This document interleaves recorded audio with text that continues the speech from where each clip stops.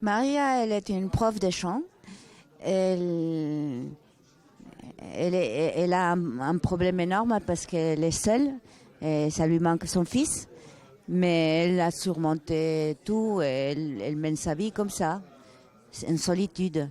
Et elle reçoit, quand ça commence la pièce, elle reçoit un jeune qui veut apprendre à chanter. Et c'est tout.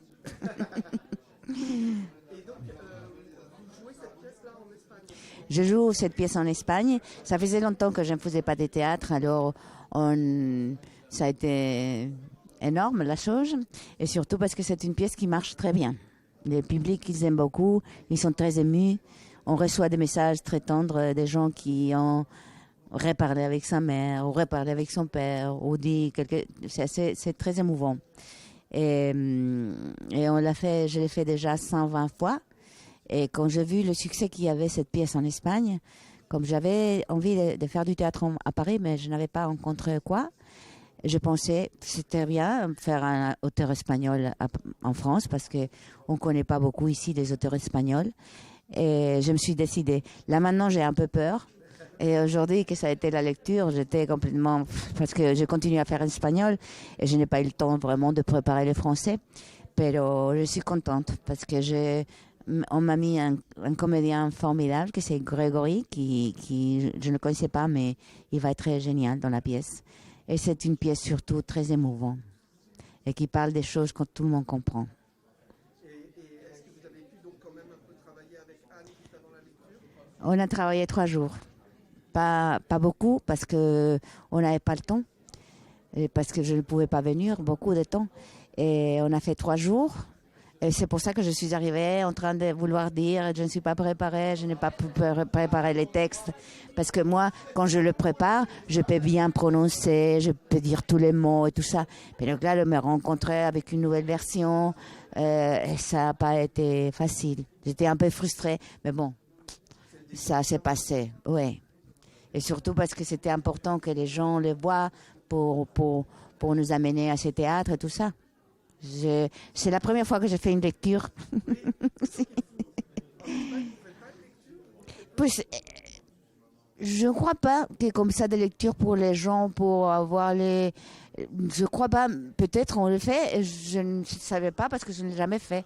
Donc, parce que, bueno, théâtre, je faisais quand j'étais jeune, quand j'ai commencé, j'ai fait beaucoup de théâtre. Mais là, non, là, on faisait pas de lecture. Et à ce moment-là, toutes ces dernières années, ce que j'ai fait surtout, ça a été du cinéma. Alors, je ne sais pas si on fait ça en Espagne, mais non, je crois que non, parce qu'on m'a jamais appelé pour voir une lecture, par exemple. Et quand j'ai dit à Grégory, c'est ma première lecture de ma vie, non, c'est pas vrai, parce que lui, il fait lecture tout le temps. Ben oui, oui. Ici, c'est très normal. C'est le premier travail en fait. Claro. Non, par exemple, on fait une lecture, on va faire un film, entonces tous les comédiens avec le metteur en scène et l'assistant, on fait la lecture, mais sans public, non, pas comme ça, organisé comme avec des gens et tout ça. C'est pour ça que j'étais un peu, je sais pas, parce que pour moi, c'est très difficile de jouer en lisant. Ça, c'est toujours comme ça a été toujours pour moi comme ça. Pour moi, c'est compliqué. Et surtout, en français, ça, on les préparait bien. Enfin, j'espère qu'ils ont compris. Justement, vous avez vu un peu les réactions déjà de ce premier public. J'avais l'impression que C'était bien, non? Si, non? Ojalá. J'aime beaucoup mon producteur Pascal. Et je veux qu'il ait de la chance avec nous. merci beaucoup. Vale. J'ai la chance d'avoir un ami qui s'appelle Pascal Héritier, qui est producteur. Et il se trouve que j'ai eu la chance de démarrer ma carrière en 86. Avec lui, c'était sa première tournée. Et moi, je faisais un de mes premiers rôles. Voilà. C'était Le Malade imaginaire avec Jacques Fabry. Et on n'a jamais retravaillé ensemble depuis là, 34 ans. Et on se croise tout le temps et on se dit bonjour et tout va bien. Et puis un jour, il m'appelle et il me dit Grégory, j'ai enfin la pièce qui va nous réunir. C'est une pièce avec Carmen Maura. Et je dis, je veux même pas la lire, je dis oui. Voilà. Dès que c'est à Carmen Maura, je dis oui. Et du coup, après, je l'ai lu. Il m'a emmené en Espagne. On a été voir Carmen la jouer en Espagne. Et puis, ça s'est confirmé. Et alors, comment tu as reçu cette pièce justement? Que tu l'aies lue ou quand tu l'as vue, comment tu as réagi? Alors, à la lecture, comme j'ai la chance de lire pas mal de pièces en ce moment, Je l'avais un peu lu en diagonale, pour tout dire, et j'avais trouvé qu'il y avait des choses super. Je trouvais, en fait, puis c'était une traduction française un peu littérale que j'avais lue, donc c'était pas non plus, ça donnait pas vraiment envie. Enfin, c'était pas le. J'ai trouvé ça très intéressant, je trouvais que le sujet était sublime, que c'était peut-être un peu beaucoup de chantilly, quoi, un peu écœurant dans les émotions, et puis. Je suis allé voir avec Pascal en Espagne et là, voir Carmen la jouer, ça m'a tout de suite éclairé sur ce que c'était en fait. Beaucoup plus délicat, beaucoup plus léger que je ne le pensais et beaucoup plus profond en fait. Voilà. Donc oui, j'ai pris une grande claque et à chaque fois que je lis cette pièce maintenant, je reprends une claque. Et alors justement, le fait de jouer avec Carmen, d'avoir travaillé simplement 3 jours avec elle, comment tu as vécu cette... Mais c'est une femme extraordinaire. Si j'avais pas une maman déjà merveilleuse, j'aurais une deuxième maman, ça serait elle. Non mais elle est extraordinaire, elle est d'une douceur, d'une gentillesse, voilà, puis c'est une méga star quand même, c'est une femme qui a joué dans tellement plein de chouettes films et voilà, et je trouve ça génial d'ailleurs et très comment on dit, humble de sa part de venir faire une lecture, par exemple de faire une lecture devant des professionnels. C'est comme si on demandait à Catherine Deneuve de faire une lecture. Je pense pas qu'elle accepterait. Carmen, elle dit oui, parce qu'elle veut que ça se monte, elle veut que les choses se fassent dans l'ordre. Et je trouve que c'est une femme merveilleuse. En plus, c'est une actrice extraordinaire. Et est-ce que là, maintenant, après cette lecture, quel sentiment tu as, quelle envie tu as pour la pièce et comment tu as vécu Je crois que la lecture s'est pas trop mal passée, parce qu'on a relevé les yeux à la fin, puis tout le monde était en larmes. Donc a priori... c'est ce qu'on devait faire passer est passé, mais pas des larmes de douleur, hein, c'est des larmes qui libèrent, parce qu'en fait c'est ça, c'est une pièce qui va libérer beaucoup de choses, sur beaucoup de non-dits, sur des gens qui n'osent pas dire les choses.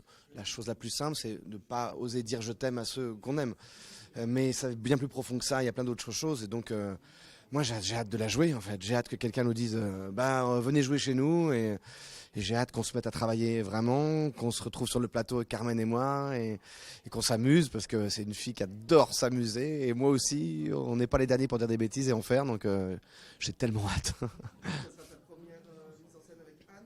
Ah oui, alors c'est Anne Bouvier, je suis tellement content, on se croise depuis des années, alors je trouve que c'est une comédienne extraordinaire. C'est aussi pour ça qu'en discutant avec Pascal, on a cherché quelqu'un et on a tout de suite pensé à Anne parce qu'on s'est dit mais c'est elle qui va pouvoir nous diriger parfaitement et faire que ce petit biscuit de dentelle reste de la dentelle délicate. Et Anne, elle sait très bien faire ça. J'espère. Ben là, en fait, on avait aussi un petit travail d'adaptation à faire du passage espagnol-français. Donc, on a essayé de se mettre ça en bouche. C'est surtout ça qu'on a fait comme travail à la table. Et pour Grégory, d'ailleurs, aussi, et pour Carmen. Se répartir les didascalies. Et puis après, ils sont tellement extraordinaires tous les deux. Ils vont tellement bien ensemble. On dirait qu'ils jouent ensemble depuis 6 mois. Il y a une telle alchimie qu'il faut surtout les laisser tranquilles. Il faut surtout les laisser travailler. Ne pas venir altérer cette harmonie incroyable qui est entre eux, quoi. Et alors, c'est Pascal qui t'a proposé la pièce? Oui, j'ai eu la chance que Pascal me fasse ce cadeau de me la proposer. Il est allé la voir à Séville avec Grégory. Et il a dit, je crois qu'il faut que ce soit une femme qui la mette en scène. Et il a pensé à moi. Voilà, on avait travaillé un peu ensemble avant. Et voilà, donc je suis trop contente. Et alors, quand tu as lu la pièce pour la première fois, comment tu as réagi? J'ai été hyper émue. J'ai adoré, je l'ai lu d'une traite. Toujours le signe, en tout cas pour moi. Et j'ai trouvé ça très beau, évident, universel, efficace, actuel, en même temps... passant toutes les modes. Je pense que ça peut parler à tout le monde. Les personnages sont hyper beaux. Ça parle tellement d'amour que voilà, j'ai adoré. Et est-ce que tu penses déjà à quelle mise en scène tu vas faire? Est-ce que tu sais déjà à peu près vers quoi tu veux amener la pièce Eh bien, avec Jean-Michel Adam qui va faire le décor, on a déjà travaillé un peu ensemble, donc c'est important pour moi d'avoir le décor, de voir dans quoi je vais le situer. Et donc à partir de là, je commence à rêver un peu. C'est une pièce qui est assez réaliste puisqu'on est dans un lieu unique, de personnages, dans une réalité. Donc après, il y a quand même une poésie. On parle de quelqu'un qui n'est plus là. Il y a l'hirondelle, il y a des images. Je commence à avoir quelques images. Donc voilà, j'essaie de travailler un peu là-dessus. Et donc ça sera l'appartement de Maria où on sera. Exactement. On s'est imaginé parce qu'elle dit elle habite elle dort certainement à l'étage. Et là, c'est le salon et c'est à la fois l'endroit où elle donne les cours. Donc il y a un mélange à trouver entre un lieu un peu professionnel et en même temps pour que ça raconte quand même son endroit. On voulait qu'il y ait quelque chose d'assez chaleureux, féminin et en même temps trouver la sobriété du côté professionnel de la leçon de piano. Et en même temps, c'est une professeure un peu émérite. Donc il y a quelque chose aussi, il faut retrouver sa personnalité aussi dans ce lieu comme ici un peu ce salon là du Palais Royal qui est incroyable. On sent une histoire quoi. Voilà. Et au niveau de la direction, est-ce que tu sais déjà comment tu vas diriger les comédiens? À part peut-être leur dire un peu plus, un peu moins. Mais là, je crois que je vais pas toucher grand-chose d'autre. C'est ça. C'est ce que dit, je crois, un grand chef d'orchestre. On en parlait à la Philharmonie de Berlin en disant que des musiciens de la Philharmonie de Berlin, en fait, juste on fait un peu plus fort, un peu plus bas. Mais après, faut pas. Sinon, on est ridicule. Et le fait que Carmen l'ait joué en espagnol, justement, ça nourrit le personnage, je suppose, et ça nourrit la pièce aussi. J'ai l'impression, parce que ça donne beaucoup de charme, en même temps de fragilité. À ça lui donne quelque chose de rare, d'exceptionnel, ce mélange des deux langues, je trouve. Donc c'est incroyable. Je sais que pour moi aussi, je me suis dit comment je vais faire, parce que ça a déjà été mis en scène, quelle place je vais avoir, quelle place elle va me laisser. Pour l'instant, elle a envie qu'on reparte à zéro, même si elle aura de toute façon l'histoire. Donc ça ne va faire que nourrir la nouvelle histoire qu'on va écrire avec celle qu'elle a déjà en elle, et on va essayer de faire de telle sorte que les deux créent encore une autre alchimie. Merci beaucoup. C'est moi.